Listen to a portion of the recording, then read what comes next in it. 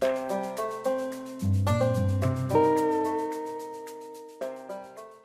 everyone, and welcome to Financial Accounting.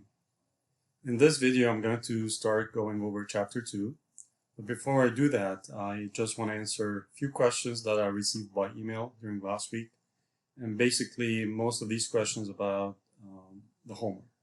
So for homework due date, the way I set it up is that I made the due date for all homeworks and the term project to be the last day of the course. But that doesn't mean that you have to keep it until the last day. My suggestion is that try to do the homework on a weekly basis, but I just wanted to remove this kind of pressure of having like a deadline that you have to meet. So if for any reason you need some extra time, then you can work on your homework maybe in the following week or something. But that's not an invitation to wait till the last minute. So please don't get me wrong. I'm encouraging you all to work on the homework as soon as possible. So the title of chapter 2 is Analyzing Transactions. And I hope you remember from our discussion in chapter 1 is that transaction is the process of buying something, selling something, paying cash, collecting cash, or even providing a service to somebody or receiving a service from somebody. So these are what's meant by transactions.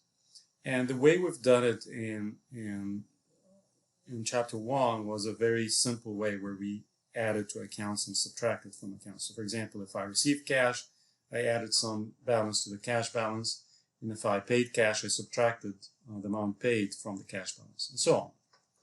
So the first thing is that we're going to be going over in this chapter is to understand using accounts to record transactions, and I think this is what we started with in chapter 1. So accounting systems are designed to show the increase and decrease in each accounting equation element as a separate record. So the record is called an account. So this is what we've been doing last week, and you can see here this is like the last kind of conclusion that we had, where we had several transactions, transaction A through transaction H, and we've seen how all these transactions affected the accounting equation. And we also presented some of the revenues represented in fees earned as part of the stockholders' equity, and wages expense as something that have a negative impact on stockholders' equity. Later on, we'll see that fees earned and wage expense would be separated from this kind of impact on the accounting equation. So they don't have really a direct impact on stockholders' equity, but they have an indirect impact on stockholders' equity. So starting from today, we're going to change this idea of plus and minus.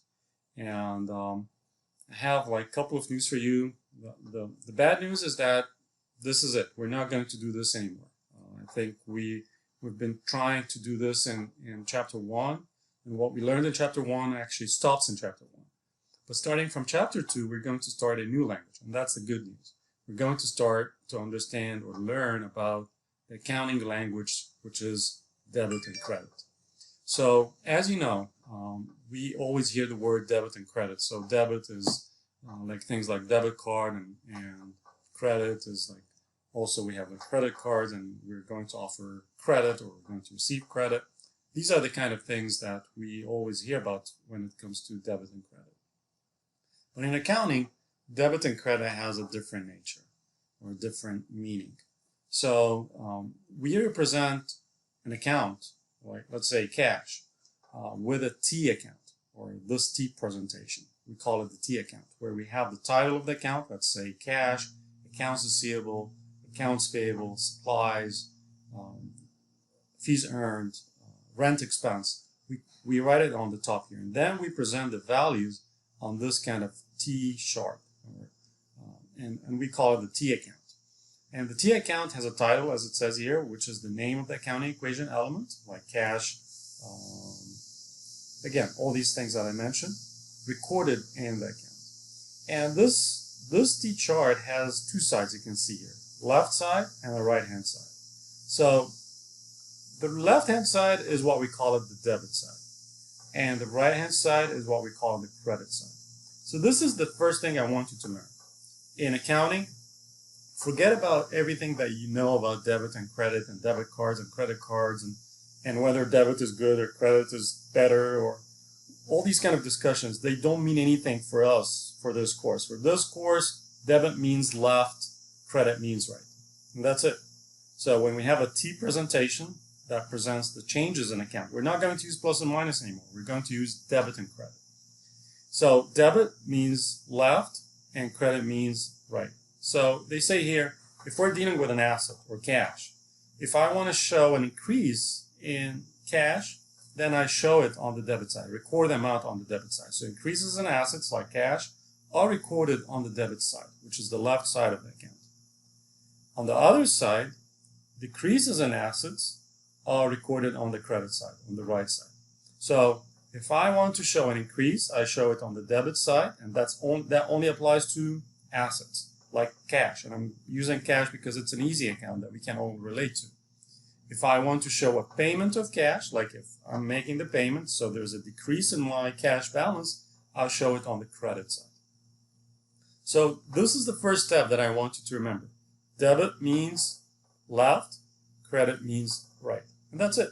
That's nothing more than that. Forget about anything that you know about debit and credit that relates to other discussion. Maybe I can tell you, like in the future, how we got the title credit card or debit card and why they mean it, or why they call it that way. But again, for accounting purposes, this is what we need to know for now. Debit means left, credit means right. So here we have an example for the cash account, the T account. And we have here, you can see we have some numbers on the left and some numbers on the right. So you see here, this is the debit side of the account where we have the 25,000. That's related to transaction A. Remember when Chris Clark brought some cash to the business, to start a business. So that increased the cash in the business. So this is why we showed the $25,000. When Net Solutions as a business received cash from customers, and that was $7,500, that also increased the cash on the debit side. So we recorded on the debit side. That was transaction D from last week. So for other transactions, remember when they bought land and some other expenses that they had, all these cash payments are recorded on the right-hand side of the cash account because, as I just told you, the credit side is the decrease side for the cash account because it's an asset. Okay, so how we calculate the ending balance for an account? We simply add the debit, we add the credit numbers, we add them together, and then get the difference, and the difference is going to be recorded on the larger side.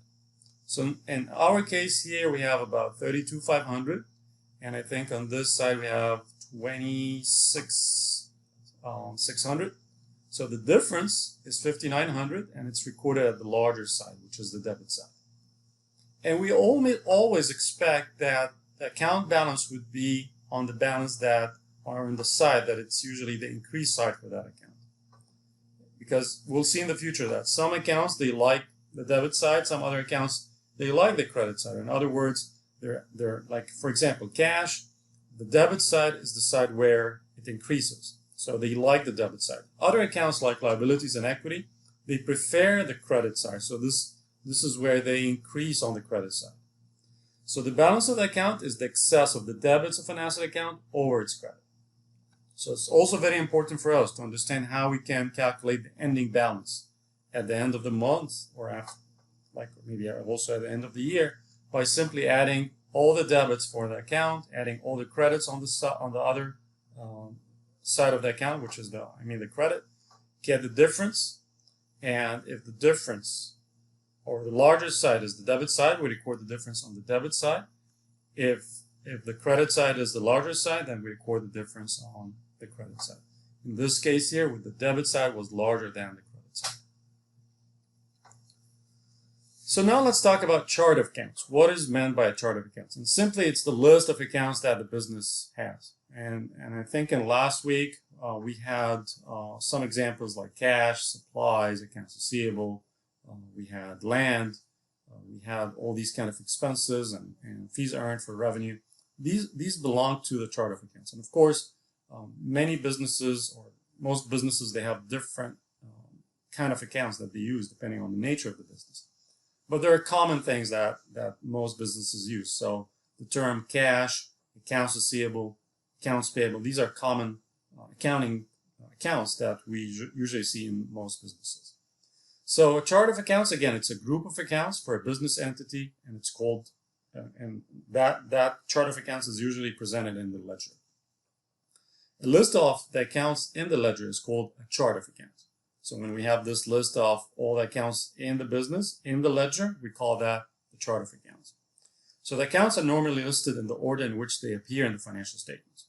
So try to remember, the balance sheet accounts are listed first in the order of assets, liabilities, and stockholders' equity. I'm trying to refresh your memory. The balance sheet is the one of the financial statements that only shows the accounting equation elements, which are assets, liabilities, and equity. And then we have the income statement accounts, which is another financial statement. This is the statement that lists the revenues and expenses. So in the chart of accounts, we always see assets, liabilities, stockholders' equity, and then revenues and expenses. So let's see what are the assets.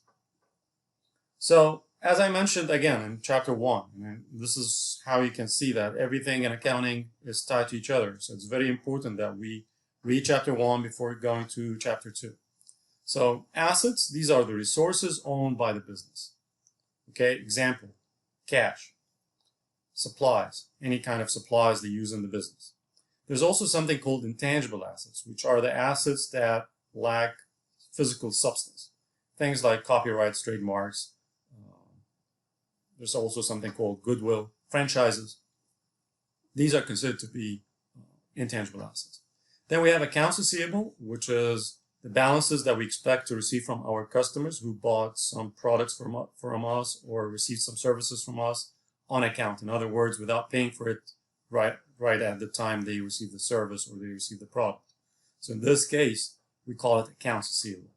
And just a little thing for you to remember. Once we have the word receivable, remember it's an asset. And then once we see the word payable, it means a liability, it's an obligation. It's the other side of the coin. It's whenever we owe our suppliers.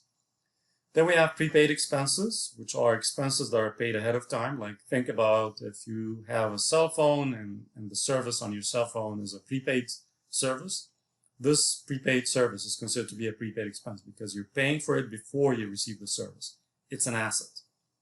Then you have buildings, equipment, and I think these are logical assets that most of us can relate to. Now, of course, I can add also land to be part of the assets. Now let's see the liabilities. And that's, again, part of the accounting equation. These are the debts owed to outsiders. It's obligations to outsiders.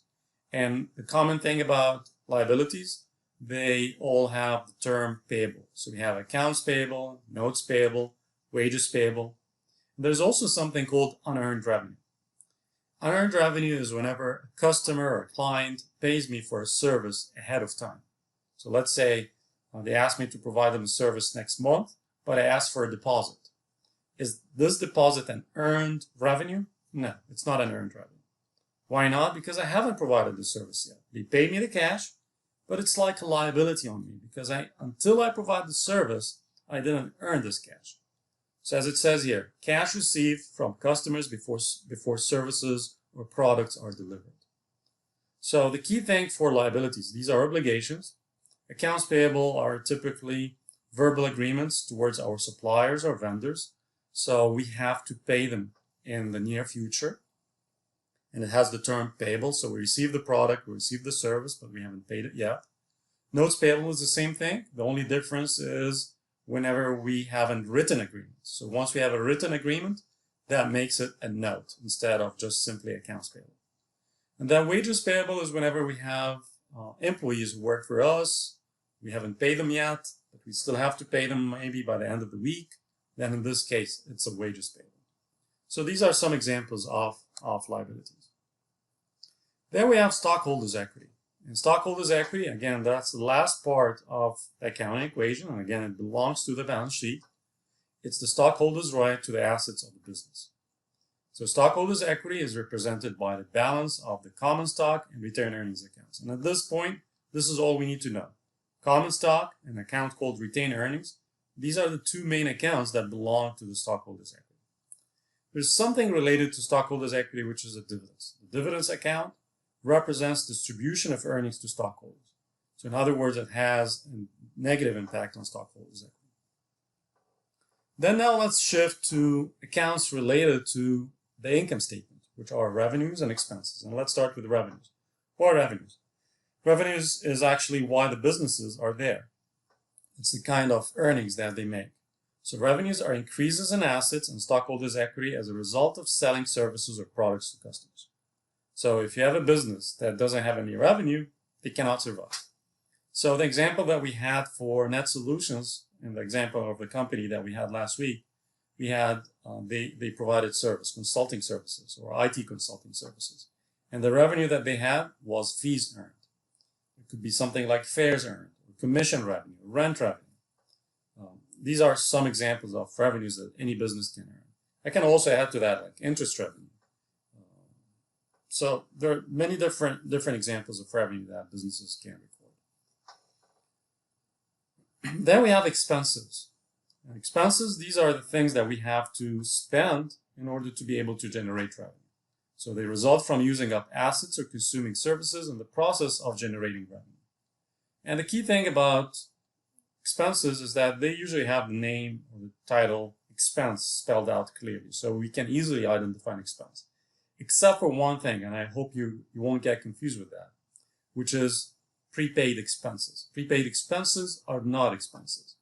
Prepaid expenses are assets. And please remember this, maybe write it down, because it's something that I like to test you about.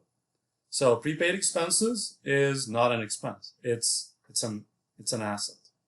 But everything else is just an expense. So we have wages expense, rent expense, utilities expense, supplies expense, miscellaneous expense. So how does the chart of accounts look like? So as you can see here, we have an example for a company where they have their balance sheet accounts, which are the assets, liabilities, and stockholders' equity. And then we have the income statement accounts, which are the revenues and expenses. And I think you can see all the kind of examples that we just used in the previous slides. So let me stop here. In the next slide, I'm going to start talking about, or in the next part, I'm going to start talking about the double entry accounting system, which is the foundation of accounting, and then we'll go over some transactions.